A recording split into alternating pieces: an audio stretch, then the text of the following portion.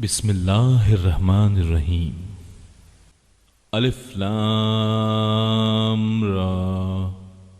یہ عالی شان کتاب ہم نے آپ کی طرف اتاری ہے کہ آپ لوگوں کو اندھیروں سے اجالے کی طرف لائیں، ان کے پروردگار کے حکم سے زبردست اور تعریفوں والے اللہ کی طرف، جس اللہ کا ہے جو کچھ آسمانوں اور زمین میں ہے، اور کافروں کے لیے تو بہت سخت عذاب کی خرابی ہے۔ جو آخرت کے مقابلے میں دینوی زندگی کو پسند رکھتے ہیں اور اللہ کی راہ سے روکتے ہیں اور اس میں ٹیڑھ پن پیدا کرنا چاہتے ہیں، یہی لوگ پرلے درجے کی گمراہی میں ہیں۔ ہم نے ہر نبی کو اس کی قومی زبان میں ہی بھیجا ہے تاکہ ان کے سامنے وضاحت سے بیان کر دے۔ اب اللہ جسے چاہے گمراہ کر دے اور جسے چاہے راہ دکھا دے، وہ غلبہ اور حکمت والا ہے۔ یاد رکھو جبکہ ہم نے موسیٰ کو اپنی نشانیاں دے کر بھیجا کہ تو اپنی قوم کو اندھیروں سے روشنی میں نکال اور انہیں اللہ کے احسانات یاد دلا۔ اس میں نشانیاں ہیں ہر ایک صبر شکر کرنے والے کے لیے۔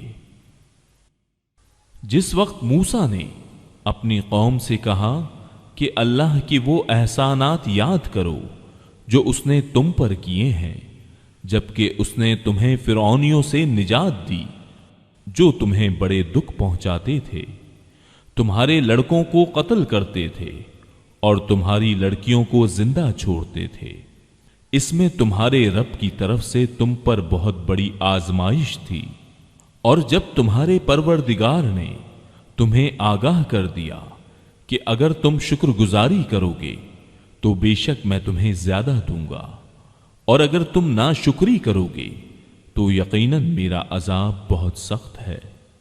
موسیٰ نے کہا کہ اگر تم سب اور روئے زمین کے تمام انسان اللہ کی ناشکری کریں تو بھی اللہ بے نیاز اور تعریفوں والا ہے۔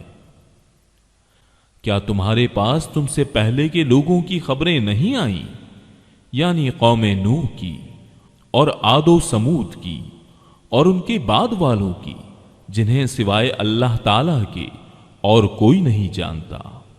ان کے پاس ان کے رسول معجزے لائے، لیکن انہوں نے اپنے ہاتھ اپنے منہ میں دبا لیے اور صاف کہہ دیا کہ جو کچھ تمہیں دے کر بھیجا گیا ہے ہم اس کے منکر ہیں، اور جس چیز کی طرف تم ہمیں بلا رہے ہو ہمیں تو اس میں بڑا بھاری شبہ ہے۔ ان کے رسولوں نے انہیں کہا کہ کیا حق تعالی کے بارے میں تمہیں شک ہے جو آسمانوں اور زمین کا بنانے والا ہے؟ وہ تو تمہیں اس لیے بلا رہا ہے کہ تمہارے گناہ معاف فرما دے اور ایک مقرر وقت تک تمہیں مہلت عطا فرمائے۔ انہوں نے کہا کہ تم تو ہم جیسے ہی انسان ہو، تم چاہتے ہو کہ ہمیں ان خداؤں کی عبادت سے روک دو جن کی عبادت ہمارے باپ دادا کرتے رہے۔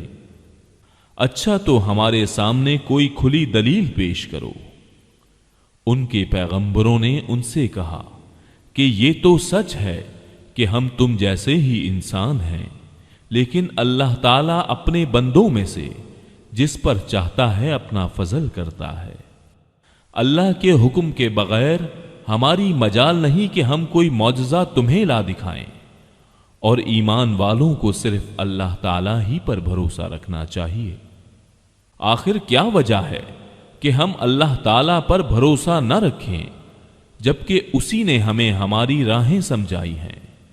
واللہ جو ایذائیں تم ہمیں دو گے ہم ان پر صبر ہی کریں گے۔ توکل کرنے والوں کو یہی لائق ہے کہ اللہ ہی پر توکل کریں۔ کافروں نے اپنے رسولوں سے کہا کہ ہم تمہیں ملک بدر کر دیں گے یا تم پھر سے ہمارے مذہب میں لوٹ آؤ، تو ان کے پروردگار نے ان کی طرف وحی بھیجی کہ ہم ان ظالموں کو ہی غارت کر دیں گے، اور ان کے بعد ہم خود تمہیں اس زمین میں بسائیں گے۔ یہ ہے ان کے لیے جو میرے سامنے کھڑے ہونے کا ڈر رکھیں اور میری وعید سے خوف زدہ رہیں۔ اور انہوں نے فیصلہ طلب کیا اور تمام سرکش ضدی لوگ نامراد ہو گئے۔ اس کے سامنے دوزخ ہے جہاں انہیں پیپ کا پانی پلایا جائے گا، جسے بمشکل گھونٹ گھونٹ پیے گا، پھر بھی اسے گلے سے اتار نہ سکے گا، اور اسے ہر جگہ سے موت آتی دکھائی دے گی، لیکن وہ مرنے والا نہیں۔ پھر اس کے پیچھے بھی سخت عذاب ہے۔ ان لوگوں کی مثال جنہوں نے اپنے پالنے والے سے کفر کیا، ان کے اعمال مثل اس راکھ کے ہیں جس پر تیز ہوا آندھی والے دن چلے۔ جو بھی انہوں نے کیا اس میں سے کسی چیز پر قادر نہ ہوں گے، یہی دور کی گمراہی ہے۔ کیا تو نے نہیں دیکھا کہ اللہ تعالیٰ نے آسمانوں کو اور زمین کو بہترین تدبیر کے ساتھ پیدا کیا ہے؟ اگر وہ چاہے تو تم سب کو فنا کر دے اور نئی مخلوق لائے۔ اللہ پر یہ کام کچھ بھی مشکل نہیں۔ سب کے سب اللہ کے سامنے روبرو کھڑے ہوں گے۔ اس وقت کمزور لوگ بڑائی والوں سے کہیں گے کہ ہم تو تمہارے تابعدار تھے، تو کیا تم اللہ کے عذابوں میں سے کچھ عذاب ہم سے دور کر سکنے والے ہو؟ وہ جواب دیں گے کہ اگر اللہ ہمیں ہدایت دیتا تو ہم بھی ضرور تمہاری رہنمائی کرتے۔ اب تو ہم پر بے قراری کرنا اور صبر کرنا دونوں ہی برابر ہے، ہمارے لیے کوئی چھٹکارا نہیں۔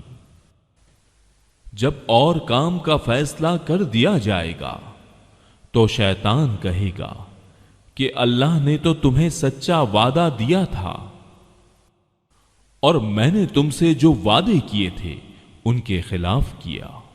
میرا تم پر کوئی دباؤ تو تھا ہی نہیں۔ ہاں، میں نے تمہیں پکارا اور تم نے میری مان لی۔ پس تم مجھے الزام نہ لگاؤ بلکہ خود اپنے آپ کو ملامت کرو۔ نہ میں تمہارا فریاد رس اور نہ تم میری فریاد کو پہنچنے والے۔ میں تو سرے سے مانتا ہی نہیں کہ تم مجھے اس سے پہلے اللہ کا شریک مانتے رہے۔ یقیناً ظالموں کے لیے دردناک عذاب ہے۔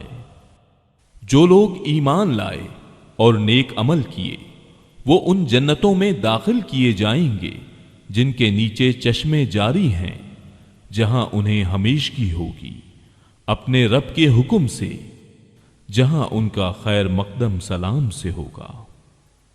کیا آپ نے نہیں دیکھا کہ اللہ تعالیٰ نے پاکیزہ بات کی مثال کس طرح بیان فرمائی؟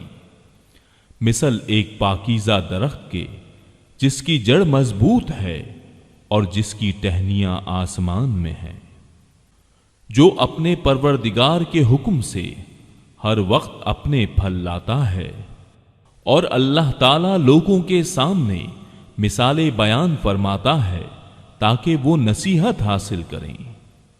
اور ناپاک بات کی مثال گندے درخت جیسی ہے جو زمین کے کچھ ہی اوپر سے اکھاڑ لیا گیا، اسے کچھ ثبات تو ہے نہیں۔ ایمان والوں کو اللہ تعالیٰ پکی بات کے ساتھ مضبوط رکھتا ہے، دنیا کی زندگی میں بھی اور آخرت میں بھی۔ ہاں، نا انصاف لوگوں کو اللہ بہکا دیتا ہے اور اللہ جو چاہے کر گزرے۔ کیا آپ نے ان کی طرف نظر نہیں ڈالی جنہوں نے اللہ کی نعمت کے بدلے ناشکری کی اور اپنی قوم کو ہلاکت کے گھر میں لا اتارا، یعنی دوزخ میں، جس میں یہ سب جائیں گے، جو بدترین ٹھکانہ ہے۔ انہوں نے اللہ کے ہمسر بنا لیے کہ لوگوں کو اللہ کی راہ سے بہکائیں۔ آپ کہہ دیجئے کہ خیر مزے کر لو، تمہاری بازگشت تو آخر جہنم ہی ہے۔ میرے ایمان والے بندوں سے کہہ دیجئے کہ نمازوں کو قائم رکھیں، اور جو کچھ ہم نے انہیں دے رکھا ہے اس میں سے کچھ نہ کچھ پوشیدہ اور ظاہر خرچ کرتے رہیں، اس سے پہلے کہ وہ دن آ جائے جس میں نہ خرید و فروخت ہوگی نہ دوستی اور محبت۔ اللہ وہ ہے جس نے آسمان اور زمین کو پیدا کیا ہے اور آسمانوں سے بارش برسا کر اس کے ذریعے سے تمہاری روزی کے لیے پھل نکالے ہیں، اور کشتیوں کو تمہارے بس میں کر دیا ہے کہ دریاؤں میں اس کے حکم سے چلیں پھریں۔ اسی نے ندیاں اور نہریں تمہارے اختیار میں کر دی ہیں۔ اسی نے تمہارے لیے سورج چاند کو مسخر کر دیا ہے کہ برابر ہی چل رہے ہیں، اور رات دن کو بھی تمہارے کام میں لگا رکھا ہے۔ اسی نے تمہیں تمہاری منہ مانگی کل چیزوں میں سے دے رکھا ہے۔ اگر تم اللہ کے احسان گننا چاہو تو انہیں پورے گن بھی نہیں سکتے۔ یقیناً انسان بڑا ہی بے انصاف اور ناشکرا ہے۔ ابراہیم کی یہ دعا بھی یاد کرو جب انہوں نے کہا کہ اے میرے پروردگار، اس شہر کو امن والا بنا دے اور مجھے اور میری اولاد کو بت پرستی سے پناہ دے۔ اے میرے پالنے والے معبود، انہوں نے بہت سے لوگوں کو راہ سے بھٹکا دیا ہے، پس میری تابع داری کرنے والا میرا ہے، اور جو میری نافرمانی کرے تو تو بہت ہی معاف اور کرم کرنے والا ہے۔ اے ہمارے پروردگار، میں نے اپنی کچھ اولاد اس بے کھیتی کی وادی میں تیری حرمت والے گھر کے پاس بسائی ہے۔ اے ہمارے پروردگار، یہ اس لیے کہ وہ نماز قائم رکھیں، پس تو کچھ لوگوں کے دلوں کو ان کی طرف مائل کر دے اور انہیں پھلوں کی روزیاں عنایت فرما تاکہ یہ شکر گزاری کریں۔ اے ہمارے پروردگار، تو خوب جانتا ہے جو ہم چھپائیں اور جو ظاہر کریں۔ زمین و آسمان کی کوئی چیز اللہ پر پوشیدہ نہیں۔ اللہ کا شکر ہے جس نے مجھے اس بڑھاپے میں اسماعیل و اسحاق عطا فرمائے۔ کچھ شک نہیں کہ میرا پالنہار اللہ دعاؤں کو سننے والا ہے۔ اے میرے پالنے والے، مجھے نماز کا پابند رکھ اور میری اولاد سے بھی، اے ہمارے رب، میری دعا قبول فرما۔